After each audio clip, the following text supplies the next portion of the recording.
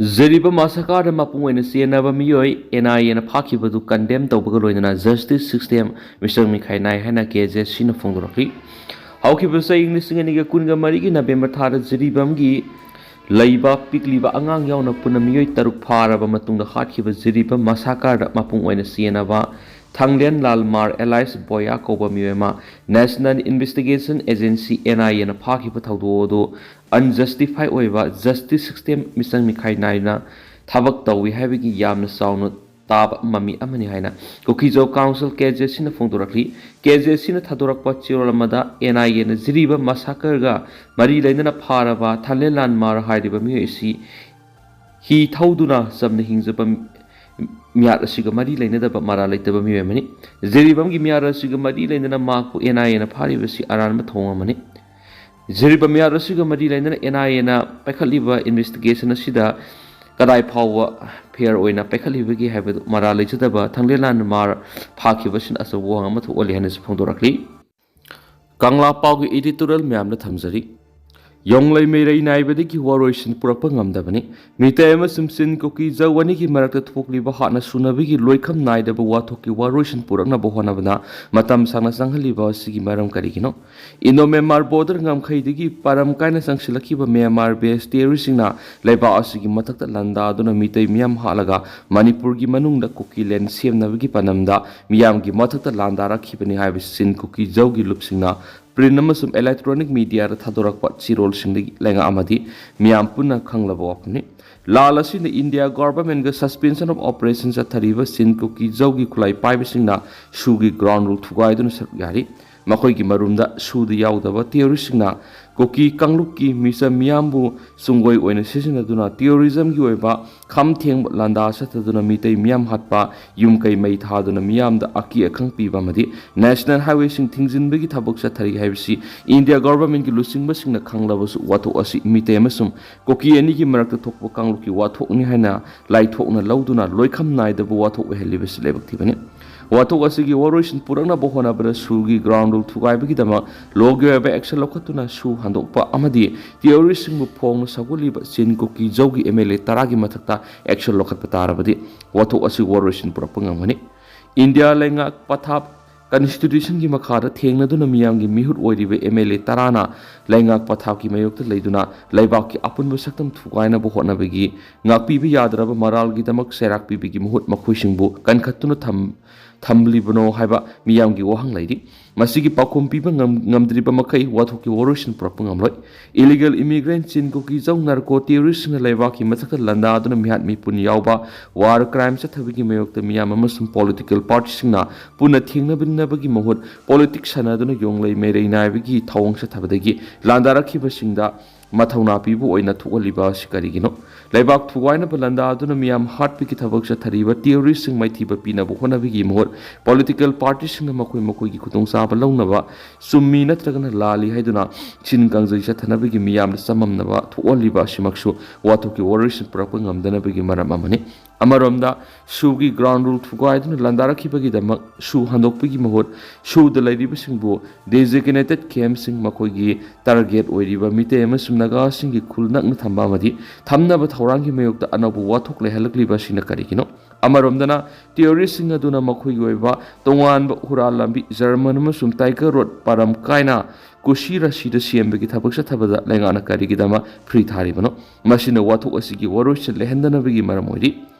Gamkai Lana Sankshilak Pukulai Pipe, illegal immigrants in the Labaki Mata Landaduna, Zeno Sasha Taribas in the Moral Gimatu in the Serapiu, Sharing Aida, Yehora Badi, Poloid, Apapa Pangi Heva, Kangla Pau editorial Mem Tamzari.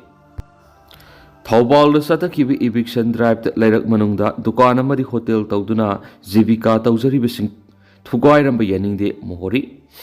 Canada so yet Papidana Lerak Manunda, Dukan Hotel Tauduna Muikiagi, Zivika or Yusing Langana eviction Tauduna Tugai Bagaluina, Ahal Oiravisingi Potapam Club Ki building Tugai Basi Tamotion on Whitey. Later collected labor Kudima. Takokadoribra Hina Taubal Atopum Kunogi Miam Nangpi. Taubal Atopum Kuno Dangasi Pangtoki Papagi Mipmamada.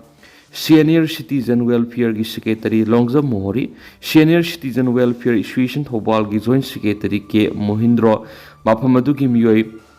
Baharjit ahong sangbam ahumna phongdokhibada senior citizen welfare association thawal asi ahal singi yaifana bigidamakta ngihak awa potha phomgidamakta laibani adobu ngasi khangkhangudana DC gi team amadi maki staff sing laklaga manungda laiba pochai sing hondok halaga thubai bikhre building asi okram landoni na khangabo AC gi MLA oiringai da mahang angamba sanpham khra haplaga sabau khibani kumja english ngani ga kunga mari da su AC gi MLA o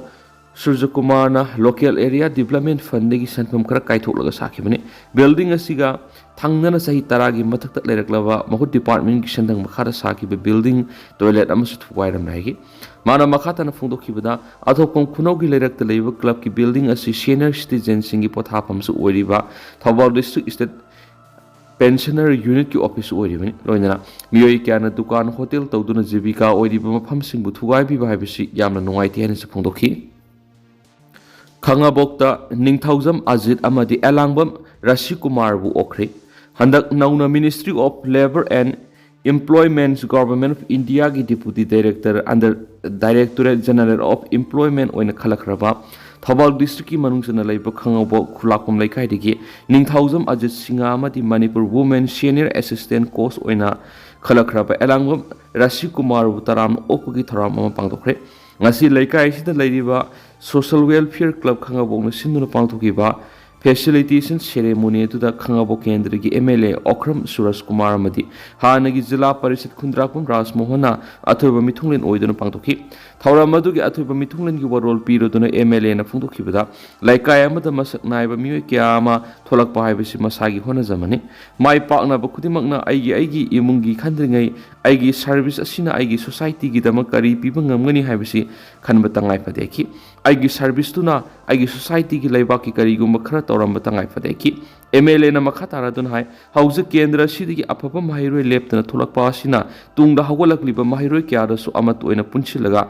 thauna pina bu hona saiki ngasi gi taram okhiba thauram Ningthaujam Ajit Singa amadi Elangbam Rashi Kumar loinana laikai sidagi mai paklaba mioi tarukpu thagatpa phongdoki thauram aduda Khangabok Part 1 3 GP Chairperson Thoksam Subhas amadi Moirangthem Mahen Singa sarugya khiari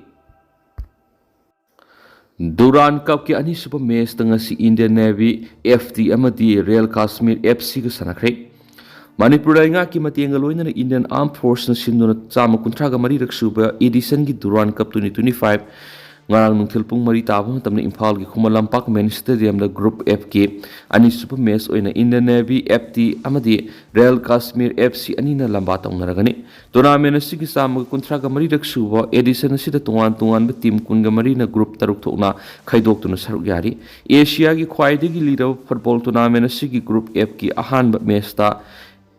Atrau FC amadi Neroka FC anina July kunthra sanakibada Panjil amama sanaraga draw satuna point amama phangki sai enigi matungda amuhana Imphal da halakiba tournament asigi ahobu numita Khumalampak Men Stadium gi gallery da piriba seat capacity lising kunthra ga manga gi mathakta babok tinduna Manipur si football masana da thoidok hendona thawai yaw state amani haiba masakta pungam khrabani ngasi sanakiba match tuda Indian Navy FT na first half powda 1-0 da mangjil thaduna sakhianisu paus da makhatana phongdorakli ado tentana sum mem na thamjaramge haujukoina di mem paus matang se lusinjarage masum makhataba no update mem punangai mina national sigi makedi gi meng pham da makhatana thamjari makhataba no update mem punangai mina national sigi makedi gi thamjari